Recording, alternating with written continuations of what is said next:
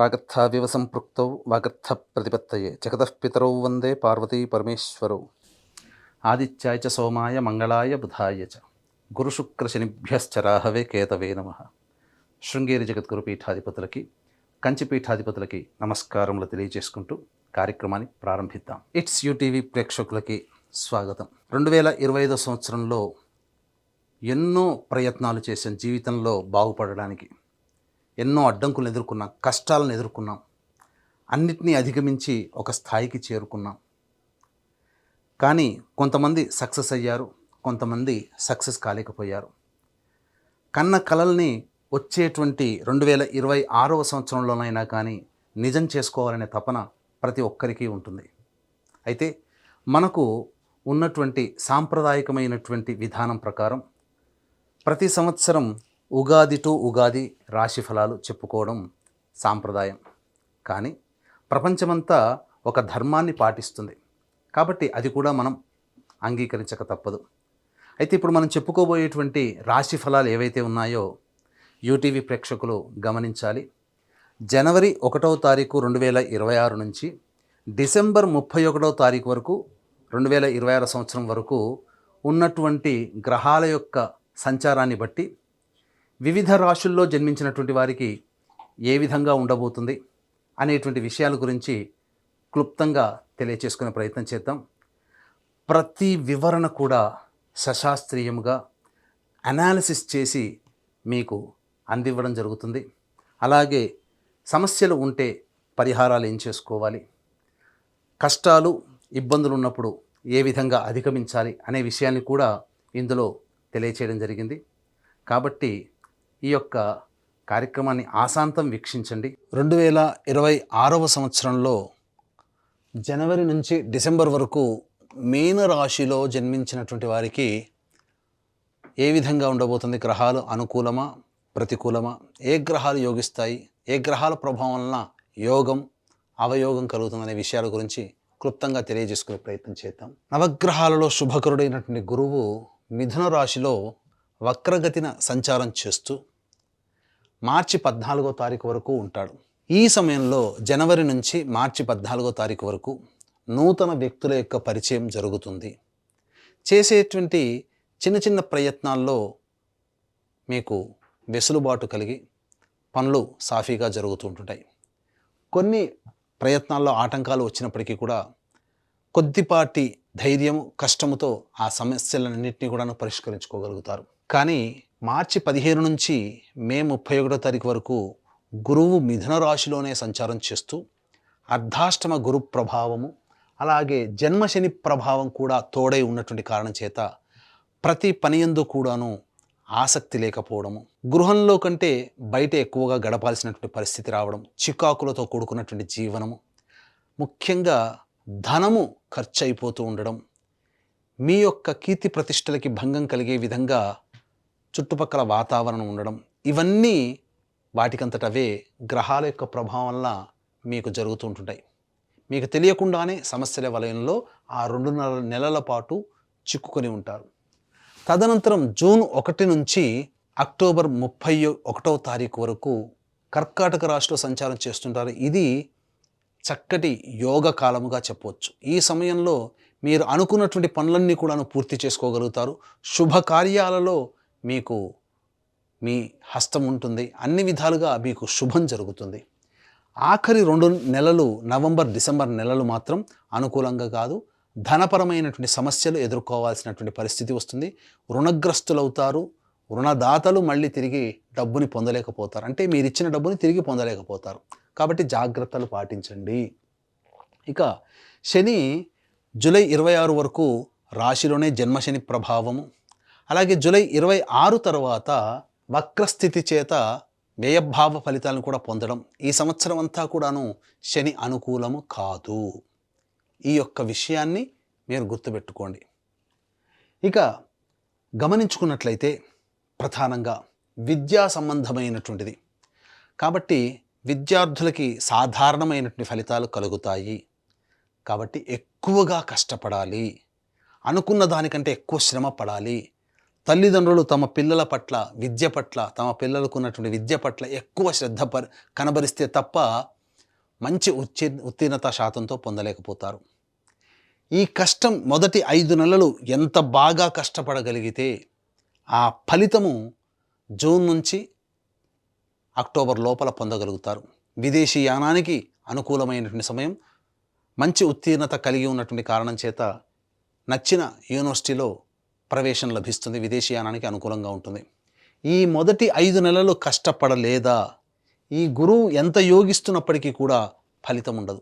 కాబట్టి అన్ని రంగాలలో ఉన్నటువంటి వాళ్ళు మొదటి మే వరకు కూడా, జనవరి నుంచి మే వరకు కూడా కష్టపడే తత్వాన్ని అలవర్చుకోండి. ఆ తదనంతరం ఆ కష్టానికి తగ్గ ప్రతిఫలం గ్రహమే మీకు దగ్గరుండి అందిస్తుంది. ఇక సంబంధించినటువంటి ఉద్యోగ విషయానికి సంబంధించినటువంటి వివరాలు తర్వాత మనం తెలియజేసుకుందాం. ఏ సమయంలో ఉద్యోగ ప్రయత్నాలు చేయాలి, ఏ సమయంలో చేయకూడదు, ఎప్పుడు ఉద్యోగం వస్తుందనే విషయాలు క్లుప్తంగా ముందు తెలుసుకుందాం. ఇక వివాహ విషయానికి వచ్చేసేసరికి ఈ యొక్క మీనరాశిలో జన్మించినటువంటి వారికి ప్రధానంగా జూన్ నెల నుంచి అక్టోబర్ మధ్యకాలంలో అవివాహితులకి వివాహము జరుగుతుంది. అందులో సందేహము లేదు. ఇది ప్రధానంగా చెప్పుకోదగినటువంటిది. ఇక మిగతా సమయాల్లో అంటారా, ప్రయత్నం చేయక తప్పదు. ఈ సమయంలో ప్రయత్నం కంటే మిగతా సమయంలో ప్రయత్నం చేస్తే జూన్ నుంచి అక్టోబర్ మధ్యకాలంలో వివాహ సంబంధాలు కుదరడమో నిశ్చయం అవ్వడమో జరుగుతుంది. ఇక దాంపత్య సంబంధించినటువంటి విషయాలు ఏవైతే ఉంటాయో మొదటి 2.5 నెలలు మిశ్రమ ఫలితాలు ఉన్నా మార్చి 15 నుంచి ఈ జూన్ 1వ తారీఖు వరకు అనుకూలంగా ఉండదు ఈ సమయం. మరియు నవంబర్ డిసెంబర్ నెల కూడా అనుకూలంగా ఉండదు. కాబట్టి ఏప్రిల్ మే నవంబర్ డిసెంబర్ నెల, మార్చి 15 నుంచి ఆ 15 రోజులు, ఈ 4.5 నెలల కాలము దంపతుల మధ్య లేదా జీవిత భాగస్వామి వ్యాపార భాగస్వాముల మధ్య పొరపచ్చాలు వచ్చే అవకాశం ఉంది. కాబట్టి సంయమనం పాటించండి. లౌక్యంతో నవ్వుతో చిరునవ్వుతో సమస్యల్ని పరిష్కరించుకోండి. ఇక ఆరోగ్య విషయానికి వచ్చేసేసరికి జన్మశని వ్యయశని రాహు ప్రభావము, ఇటు కేతు కూడా అనుకూలంగా లేకపోవడము, అలాగే గురువు కూడా అనుకూలంగా లేకపోవడం చాలా మటుకు ఒక అనారోగ్యం, తెలియని ఒక బాధ, ఏదో ఒక సమస్య వెంటాడుతున్నట్టుగా ఉంటుంది.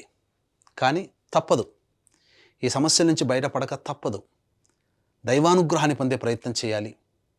అలాగే డైట్ మెయింటైన్ చేయాలి, ఫుడ్ కంట్రోల్లో పెట్టుకోవాలి. ఇలా మనం జాగ్రత్తగా ఉండగలిగితేనే ఆరోగ్యం పట్ల మనం లాభదాయకంగా ఉంటుంది. లేకపోతే మీనరాశి వాళ్ళు అనారోగ్య సమస్యలు తెచ్చుకోక తప్పదు. శరీరంలో నిస్సత్తువ ఎక్కువగా ఉంటుంది. ఎంత తిన్నప్పటికీ కూడా ఆ యొక్క ఫలితాన్ని మీరు పొందలేకపోతారు. అలాగే constipation problem, indigestion problem, acidity problem అనేటువంటిది మిమ్మల్ని బాధ పెడుతుంది. కాబట్టి జాగ్రత్తలు పాటించండి. ఇక సంతాన విషయానికి వచ్చేసేసరికి ఈ యొక్క మీనరాశిలో జన్మించినటువంటి వాళ్ళకి తప్పకుండా జూన్ నుంచి అక్టోబర్ నెల కాలంలో మంచి వార్త వింటారు, సంతానవంతులు అవుతారు, సందేహమే లేదు. విదేశీ యానానికి సంబంధించి చెప్పాను కదా, ఈ మొదటి 5 నెలలు బాగా కష్టపడితే వచ్చే ఫలితమే మిగతా 5 నెలల్లో మీరు పొందగలుగుతారు. లేకపోతే ఆ మొదటి 5 నెలలు నిర్లక్ష్యం చేశారా మీకు ఫలితము దక్కదు. గుర్తుపెట్టుకోండి, విదేశీ యానానికి ఆటంకాలు, అసలు మీరు ఎలిజిబులే కారు. కాబట్టి మొదటి 5 నెలలే బాగా కష్టపడండి విద్య పట్ల, మరీ హెచ్చరిస్తున్నాను. ఇక రాజకీయ రంగంలో ఉన్నటువంటి వాళ్ళకి అంత శుభమైనటువంటి సమయం మాత్రం కాదు. అధికారులు, పార్టీ పెద్దల యొక్క అండదండలు ఉంటాయి, కానీ పోస్టులు మాత్రం దక్కించుకోలేకపోతారు. ఏదైనా ప్రయత్నం చేసి దక్కించుకుందామన్నా ఆ డబ్బు వృధా ఖర్చే తప్ప దేనికి ఉపయోగపడదు. ఈ విషయాన్ని జాగ్రత్తగా గమనిస్తూ పెద్దల యొక్క సహాయ సహకారాలు పొందుతూ జనంలో అప్పుడప్పుడు కలుస్తూ ప్రజాదరణ పెంచుకునే ప్రయత్నం చేయండి తప్ప పోస్టుల కోసం అర్రులు చాచకండి. ఇక వ్యాపారస్తులు, ముఖ్యంగా ఇటుక, ఇసుక, ఇనుము రంగంలో ఉన్నటువంటి వాళ్ళు, చర్మ సంబంధము, తోలు సంబంధమైనటువంటి వ్యాపారస్తులు, గ్రౌండ్ ఆయిల్స్, ఎడిబుల్ ఆయిల్స్ సంబంధించినటువంటి వాళ్ళు, ప్లాస్టిక్ రంగంలో ఉన్నటువంటి వాళ్ళకి వ్యాపార విస్తరణ పనికిరాదు. ఈ సంవత్సరం అనుకూలంగా లేదు. ఉన్నటువంటి వ్యవహారంలోనే మీరు ముందుకు సాగండి తప్ప కొత్తగా ప్రయత్నాలు చేయకండి. ఇక ఈ అక్టోబర్ అంటే జూన్ నుంచి అక్టోబర్ మధ్యకాలంలో ఈ సంబంధించినటువంటి ఎఫ్ఎంసీజీ, హోటల్ మరియు రెస్టారెంట్, అలాగే tiffin centres, general stores, supermarkets, విద్యాలయాలు, కళాశాలలు, బంగారు వ్యాపారస్తులు, రోడ్ సైడ్ వెండర్సు, పికిల్స్ అమ్ముకునేటువంటి వాళ్ళు, అలాగే ఈ సంబంధించినటువంటి దైవ సంబంధమైన వృత్తులు, వ్యాపారాల్లో ఉన్నటువంటి వాళ్ళు, తీర్థయాత్రలు చేయించేటువంటి వాళ్ళు, వీళ్ళందరూ కూడా ఈ మీనరాశిలో జన్మించినటువంటి వాళ్ళు జూన్ నుంచి అక్టోబర్ మధ్యకాలంలో మీకు అధిక రాబడి ఉంటుంది. మిగతా సమయాలలో కష్టమే, డబ్బులు ఖర్చు అవుతాయి. కాబట్టి ఆచితూచి మీరు మీ యొక్క డబ్బుని వెచ్చించండి తప్ప వృధాగా పెట్టుబడులు మాత్రం పెట్టకండి. ఇది అనుకూలము కాదు. ఇక గమనించుకున్నట్లయితే కళారంగంలో ఉన్నటువంటి వాళ్ళకి అద్భుతమైనటువంటి ఫలితాలు రాబోతున్నాయి. ఎందుకనంటే ఈ యొక్క మీనరాశిలో జన్మించినటువంటి వాళ్ళకి కళారంగంలో వాళ్ళు అనగా సినిమా రంగము, serials, social media, electronic and printing media రంగంలో ఉన్నటువంటి వాళ్ళకి అద్భుతమైనటువంటి అవకాశాలు వస్తాయి. పేరు ప్రఖ్యాతులు పెరుగుతాయి. కానీ మిమ్మల్ని నమ్మించి మోసం చేసే వాళ్ళు ఉంటారు. అడ్వాన్సే ఇస్తారు తప్ప మిగతా బ్యాలెన్స్ ఇవ్వలేక ఎగ్గొడతారు. కాబట్టి డబ్బు విషయంలో జాగ్రత్త పడండి. పేరు కీర్తి విషయంలో మాత్రం ఢోకా లేదు అని చెప్పవచ్చు. ఇక ఈ యొక్క మీనరాశిలో జన్మించినటువంటి రైతులు ఎవరైతే ఉంటారో వాళ్ళు శాస్త్రీయమైనటువంటి సాధారణ పంటలు వేసుకోండి. కమర్షియల్ పంటల జోలికి వెళ్ళకండి. అన్ని విధాలుగా మీకు తెలిసినటువంటి పంటల్ని వేసుకోవడం ద్వారానే మీరు లాభపడతారు. అంతే తప్ప పులిని చూసి నక్క వాత పెట్టుకున్నట్లుగా వేరే వాళ్ళని మీరు అనుకరించకండి. తద్వారా మీకు నష్టమే. ఇక గమనించుకున్నట్లయితే ఈ యొక్క రాశిలో జన్మించినటువంటి స్త్రీలు ఇంతకు ముందు ఉన్నటువంటి దానికంటే కూడా కొనసాగింపు ఏమి గొప్పగా ఏమీ ఉండదు. అంటే పేరు ప్రఖ్యాతుల వ్యవహారంలో కావచ్చు, ఉద్యోగ వ్యాపారాల వ్యవహారంలో కావచ్చు, ఇతరత్ర ఏ వ్యవహారంలోనైనా కానీ సాధారణమైనటువంటి జీవన విధానమే తప్ప గొప్పగా మార్పు అంటూ ఈ మీనరాశిలో జన్మించినటువంటి స్త్రీలకి ఉండదు. పైపెచ్చు మీ సర్వీసును వాడుకొని మీకు సంబంధించినటువంటి విలువ ఇవ్వకపోవడమే జరుగుతుంది తప్ప మీకు ప్రతిఫలం అనేటువంటిది ఉండదు. అంతేకాకుండా డబ్బులు ఎవరికీ అప్పుగా ఇవ్వకండి. మీకు అచ్చిబాటు ఈ సంవత్సరం అనుకూలంగా లేదు. నష్టపోవడమే మీకు కలుగుతుంది. ఇక అన్నిటికంటే ముఖ్యంగా వివాహం కాని అమ్మాయిలకి వివాహము, సంతానవంతులు కాని అమ్మాయిలకి సంతానం కలగడం, ఇవన్నీ కూడా ఈ మీనరాశిలో జన్మించినటువంటి స్త్రీలు పొందగలుగుతారు. అయితే ఉద్యోగం చేస్తున్నటువంటి మహిళలు ఎవరైతే ఉంటారో, యువతులు ఎవరైతే ఉంటారో వాళ్ళు బాగా కష్టపడితే తప్ప ఫలితం పొందలేనటువంటిది. కావున అధికారుల మెప్పు కోసం ఎక్కువగా కష్టాలు పడాల్సినటువంటి పరిస్థితి ఈ మీనరాశిలో జన్మించినటువంటి మహిళలకి, స్త్రీలకి కలుగుతుంది అని చెప్పవచ్చు. ఇక ఉద్యోగ సంబంధంగా మనం ఇంతకుముందు చెప్పుకున్నాం. ఈ ఉద్యోగ సంబంధముగా ఏ సమయంలోనైతే చేస్తే బాగుంటుంది అనేటువంటి విషయాన్ని గనక మనం గమనించుకున్నట్లయితే ప్రధానంగా ఈ మీనరాశిలో జన్మించినటువంటి వారు కొన్ని సమయాలు మాత్రం కీలకమైనటువంటి సమయము. ఈ మీనరాశిలో జన్మించినటువంటి వారికి జూన్ 15 నుంచి జూలై 15వ తారీఖు వరకు అనుకూలంగా ఉండేటువంటి సమయము. ఇక ఆగస్టు 17వ తారీఖు నుంచి సెప్టెంబర్ 16వ తారీఖు వరకు అనుకూలంగా ఉండేటువంటి సమయం. ఇక ఈ సంవత్సరం డిసెంబర్ 16 నుంచి డిసెంబర్ 31వ తారీఖు వరకు, అలాగే ఈ సంవత్సరం జనవరి 14వ తారీఖు నుంచి ఫిబ్రవరి 12వ తారీఖు వరకు అనుకూలంగా ఉండేటువంటి సమయం. ఈ సమయంలో కనుక మీరు ఉద్యోగ ప్రయత్నాలు అనగా నిరుద్యోగస్తులకి ఉద్యోగం లభించడం, ఉద్యోగంలో ఉన్నటువంటి వాళ్ళకి ప్రమోషన్స్ రావడం, లేదా కొత్త సంస్థలలో ఉద్యోగం కోసం వెతుక్కోవాలనుకుంటే ఆ కొత్త సంస్థల్లో ఉద్యోగం రావడం, ఇవన్నీ కూడా జరిగిపోతాయి. మిగతా సమయంలో గనక చేసుకున్నట్లయితే ఆశించి భంగపడడం తప్ప వేరే ఇబ్బంది ఉండదు. కాబట్టి కష్టపడాల్సి వస్తుంది మిగతా సమయాల్లో. ఇక ఈ మీనరాశిలో జన్మించినటువంటి వారికి ప్రధానంగా అనవసరమైన ఖర్చులు మార్చి నెల వరకు ఉంటాయి. వృధా ప్రయాణాలు, కష్టాలు, ఆటంకాలు ఎక్కువగా ఉంటాయి. ఏప్రిల్ నెలలో ఈ యొక్క మీనరాశిలో జన్మించినటువంటి వారికి నేను గొప్ప ఒక అహంకారం కానీ లేకపోతే ఎవరిని లెక్క చేయని తత్వం కానీ ఉండడం వల్ల చాలా నష్టపోతారు. ఇక మే 1 నుంచి జూన్ 19వ తారీఖు వరకు కూడా కుటుంబ సభ్యుల మధ్య వాగ్వివాదాలు చోటు చేసుకుంటాయి. అనవసరంగా ఇతరులతో మాటలు పడాల్సినటువంటి పరిస్థితి, ధన నష్టం ఎక్కువగా ఉంటుంది. జూన్ 20 నుంచి ఆగస్టు 1వ తారీఖు మధ్య కాలంలో ఇతరుల యొక్క సహాయ సహకారాలు మీకు చాలా ఎక్కువగా ఉండడం, తద్వారా డబ్బు పరంగా కావచ్చు అన్ని విధాలుగా మంచి శుభమైనటువంటి వాతావరణంలో ఉంటారు. ఆగస్టు 2 నుంచి సెప్టెంబర్ 17వ తారీఖు వరకు ఉద్యోగ సంబంధంగా ఇబ్బందులు ఎదుర్కోవడం కానీ, తల్లిగారి ఆరోగ్యం పట్ల శ్రద్ధ వహించడం కానీ, వాహన ప్రమాదాలు చోటు చేసుకోవడం కానీ, లేకపోతే జీవిత భాగస్వామి, వ్యాపార భాగస్వాముల మధ్య ఇబ్బందులు కానీ, నష్టాలు కానీ జరుగుతాయి. ఇక సెప్టెంబర్ 18 నుంచి నవంబర్ 11వ తారీఖు వరకు కూడా అనుకూలమైనటువంటి సమయం, అన్ని విధాలుగా యోగదాయకంగా ఉంటుంది. నవంబర్ 12 నుంచి డిసెంబర్ వరకు కూడా జీవిత భాగస్వాములతో, వ్యాపార భాగస్వాములతో, ఎవరితో కలిసి పనిచేస్తున్నా వాళ్ళతో సమస్యలు అనేటువంటివి ఉంటాయి. ఇది ఈ యొక్క మీనరాశిలో జన్మించినటువంటి వారికి కలిగేటువంటిది. ఇక ఇంతకుముందు చెప్పుకున్నాం కదా, ఏ సమస్య అయినప్పటికీ కూడా ఈ మీనరాశిలో వాళ్ళకి గ్రహాలు అనుకూలంగా లేని కారణం చేత దైవానుగ్రహం తప్పనిసరి. ఇట్టి దైవానుగ్రహం అందరికీ అందించాలనేటువంటి సదుద్దేశంతో మన పీఠం ఆధ్వర్యంలో ఈ 2026వ సంవత్సరం ప్రతి నెల 12 మాసాలు ప్రతి నెల ఒక పర్వదినం రోజున పుణ్యక్షేత్రంలో మీ జాతకరీత్యా కలుగు అన్ని రకాల సమస్యల నివారణకి సర్వదోష నివారణ పూజలు, హోమాలు, అంటే ఆరోగ్యం కోసం, ఉద్యోగం కోసం, వివాహం కోసం, దాంపత్యం కోసం, ఆర్థిక బాధలు, శత్రు సమస్యలు, కోర్టు సమస్యల కోసం ఇలా 21 రకాలైనటువంటి హోమాది కార్యక్రమాలు జరిపించడం జరుగుతుంది. అవకాశం ఉన్న వాళ్ళు స్క్రీన్పై కనిపిస్తున్నటువంటి నెంబర్లకి కాంటాక్ట్ చేసి మీ గోత్రనామాదులు నమోదు చేసుకోవచ్చు. ఇక ఇప్పుడు చెప్పినటువంటి జాతకరీత్యా ఉండేటువంటి సమస్యలకి సంబంధించినటువంటి కనుక ఇప్పుడు చెప్పినటువంటి వివరాల కంటే ఇంకా ఎక్కువగా సమస్యలు మీరు ఎదుర్కొంటున్నట్లయితే దగ్గరలోని మంచి ఉపాసనా పరులైనటువంటి జ్యోతిష్యుల్ని సంప్రదించి వారి సలహాలు, సూచనలు పాటించండి.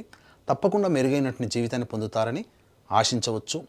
ఇక అన్నిటికంటే ముఖ్యంగా ఈ మీనరాశిలో జన్మించినటువంటి వాళ్ళు ప్రధానంగా జాతకరీత్యా వచ్చేటువంటి సమస్యల పరిష్కారం కోసం ప్రతి రోజు కూడా, అంటే సమస్య ఉన్నప్పుడల్లా కూడా కంటిన్యూస్గా ఒక 11 రోజుల పాటు శని భగవానుడికి తైలాభిషేకము, అలాగే సోమవారం రోజున ఈశ్వరునికి అభిషేకం, ఇలా కంటిన్యూస్గా ఒక 11 రోజుల పాటు చేయండి. మీ సమస్యలకి సత్వర పరిష్కారం లభిస్తుంది. అప్పటికి కూడా మీకు పరిష్కారం లభించలేదు అనంటే దగ్గరలోని మంచి పండితులని సంప్రదించి మీ యొక్క జాతకాన్ని చూపించుకొని పరిష్కారాలు పొందవచ్చు. ఇట్స్ యూటీవీ ప్రేక్షకులు విన్నారు కదా, ఇప్పుడు చెప్పినటువంటి రాశుల్లో జన్మించినటువంటి వారికి ఏ విధంగా ఉండబోతుందో తెలుసుకున్నారు. ఈ రాశిలో జన్మించినటువంటి వారికి అందరికీ కూడా మంచి జరగాలి, మీ యొక్క సంకల్పం నెరవేరాలి. అలాగే కష్టాలు, ఇబ్బందులు, సమస్యలు వచ్చినప్పుడు ఏ విధంగా అధిగమించాలో తెలుసుకున్నారు, ఎటువంటి పరిహారాలు పాటించాలో కూడా తెలుసుకున్నారు. కాబట్టి మీకందరికీ మంచి జరగాలని కోరుకుంటూ మరొక్కసారి ఇట్స్ యూటీవీ ప్రేక్షకులకి మీ సంకల్పం నెరవేరాలని కోరుకుంటూ సెలవు.